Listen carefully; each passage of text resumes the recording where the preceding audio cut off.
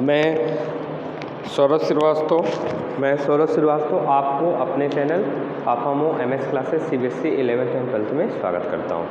जैसा कि दोस्तों हमने इससे पहले डेरिवेशन हमने अपने चैनल पे डाल रखा है कि डायपोल जो हमारी डायपोल होता है उसके डायपोल के केसेस में दो सिचुएशन में इलेक्ट्रिक फील्ड का निकाला जाता है, फाइंड आउट किया जाता है। एक उसके एक्सियल पोजीशन पर, एक इक्वेटोरियल पोजीशन पर।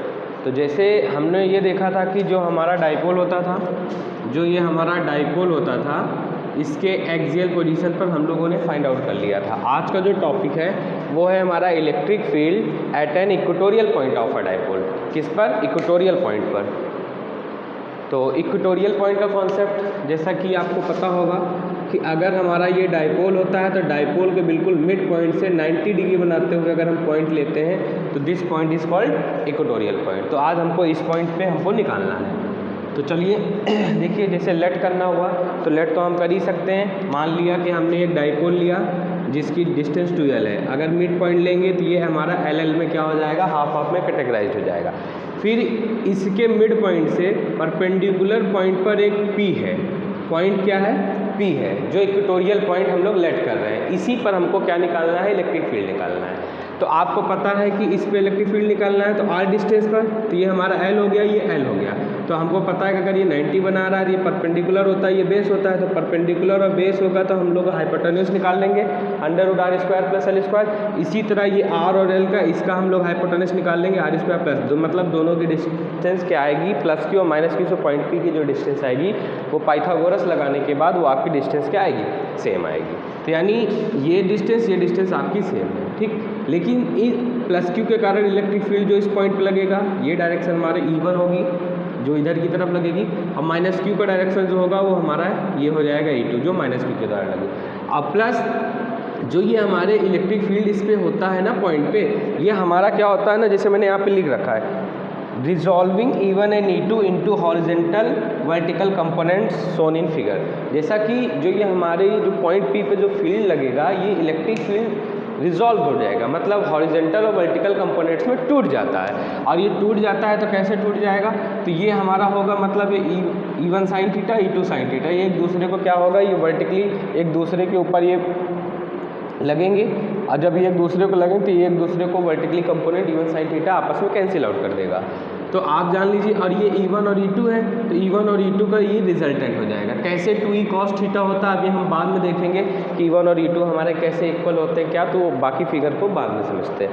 तो जैसे अगर आपको एग्जाम में, ये काफ़ी इंपॉर्टेंट है CBSE के एग्जाम में, कई बार ये पूछा जाता है, तो आपको कुछ करना नहीं है इसमें। आप थोड़ा सा, अगर आपको लेट लिखना हो एग्जाम में तो आप लिख सकते हैं कि let and dipole whose length is 2L and also let a point P from R distance और मिड पॉइंट ऑफ डायपोल, ये आप ऑटोमेटिक आप अपना बना के लिख सकते हैं। तो हम लोग डायरेक्ट डेरिवेशन देखते हैं। तो electric field at P due to +Q, तो पहले +Q के कारण देखेंगे। तो +Q की डिस्टेंस ये है, तो हमको पता है कि E1 बराबर 1/4πQ/R², मतलब डिस्टेंस का स्क्वायर। तो यहाँ डिस्टेंस ये अंडर रूट में है, तो इसका स्क्वायर करेंगे तो रूट हट जाएगा, ये क्वेश्चन नंबर हो जाएगा हमारा फर्स्ट हो जाएगा। इसी तरह electric field at P due to -Q देखेंगे, तो अगर हम लोग -Q देखेंगे तो हम -Q/R², तो फिर से डिस्टेंस रूट में वही होगी, उसका स्क्वायर करेंगे तो फिर से रूट हट जाएगा। तो ये दोनों हमारे हट जाएगा। और हमको पता है कि अगर E1 और E2 का अगर मैग्नीट्यूड लेंगे तो जो नेगेटिव पॉजिटिव हो जाएगा, तो ये दोनों की दोनों वैल्यू E1 और E2 की आपस में क्या हो जाएगी, इक्वल हो जाएगी। आपस में क्या हो जाएगी, इक्वल। मतलब आपका जो P पर +Q के कारण जो पॉइंट लग रहा है, जो -Q पे लग रहा है, अगर इनकी मैग्नीट्यूड लेते हैं फील्ड का तो वो आपस में इक्वल हो जाती हैं।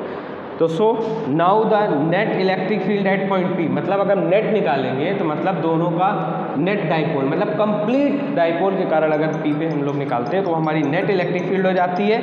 और E1 और E2 मतलब दोनों के द्वारा जो लगाई गई E1 E2 है, ये आपस में क्या हो जाएगा, ऐड हो जाएगा। और ये हो जाएगा E1 और E जब इक्वल हो जाएंगे तो दोनों की वैल्यू E, तो 2 टाइम्स E हो जाएगा।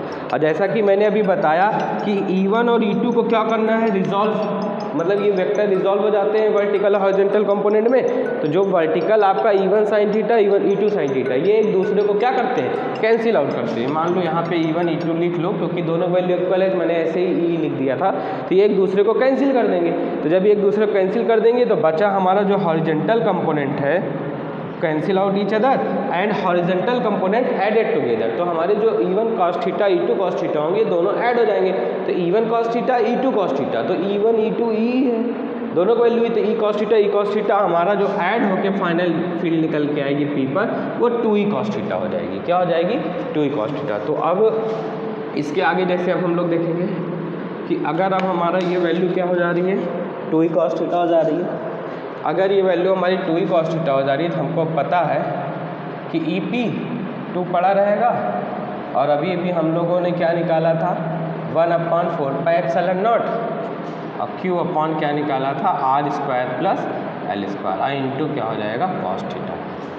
तो ये 2 पड़ा रहेगा, 1/4πε0 पड़ा रहेगा, Q upon R² plus L² पड़ा रहेगा। cos थीटा देखिए जैसे आप पढ़े हो पाकिस्तान भूखा प्यासा हिंदुस्तान हरा भरा, तो ये साइन होता है, ये कॉस्ट यानी P/H, पाकिस्तान भूखा प्यासा हिंदुस्तान हरा भरा, ये B/H। तो परपेंडिकुलर होता है तो P/H, cos थीटा होता है तो B/H। मतलब अगर ये थीटा है आपका तो ये परपेंडिकुलर, ये बेस, तो बेस अपॉन हाइपोटेन्यूज। तो मतलब cos थीटा की वैल्यू अगर नीट एंगल पाइथागोरस से निकालेंगे तो बेस आपका L है, हाइपोटेन्यूज हो जाएगा R² प्लस L²। तो अब आपको ये 2 पड़ा रहेगा, ये 2 को पड़ा क्या, ये आप ऊपर मल्टीप्लाई कर दीजिए तो 2QL हो जाएगा, और इस पर पावर 1 है, रूट हटाओगे तो पावर 1/2, और दोनों का बेस सेम हो जाएगा। तो R² प्लस L², 1 और 1/2 आंसर कितना हो जाएगा 3/2। मतलब आपकी इलेक्ट्रिक फील्ड ये हो जाएगी। अब आपको पता है कि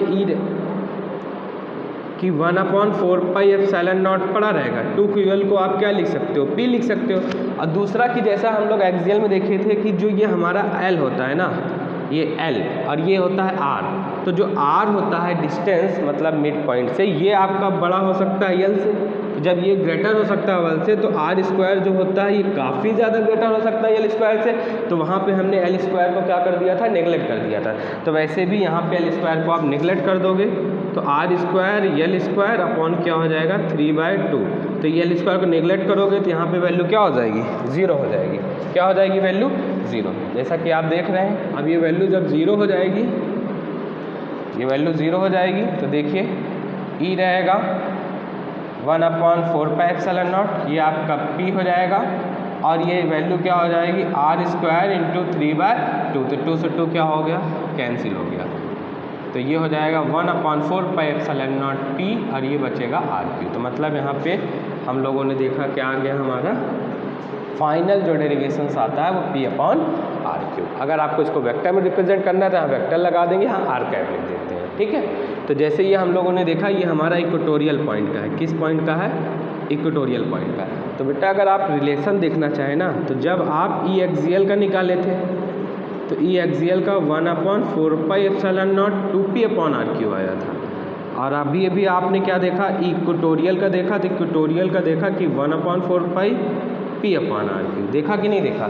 तो जब ये आप ये देख रहे हैं, इसको मैं रफ कर देता हूँ, समझ में आ गया होगा।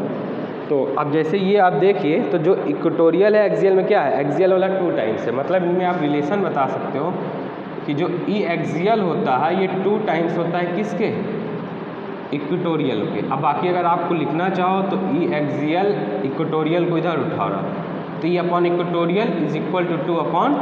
मतलब अगर डाइपोल के एक्सियल और इक्वेटोरियल ये दोनों पॉइंट का रेशियो देखा जाए तो 2:1 होता है। तो देखिए मैंने इसमें क्या किया कि जो डाइपोल के दोनों केसेस में आपके बोर्ड एग्ज़ाम में इसका डेरिवेशंस आता है, मैंने उसको दोनों बताने की कोशिश किया, डाइपोल के एक्सियल फील्ड पे इलेक्ट्रिक फील्ड निकालना और डाइपोल के इक्वेटोरियल फील्ड में।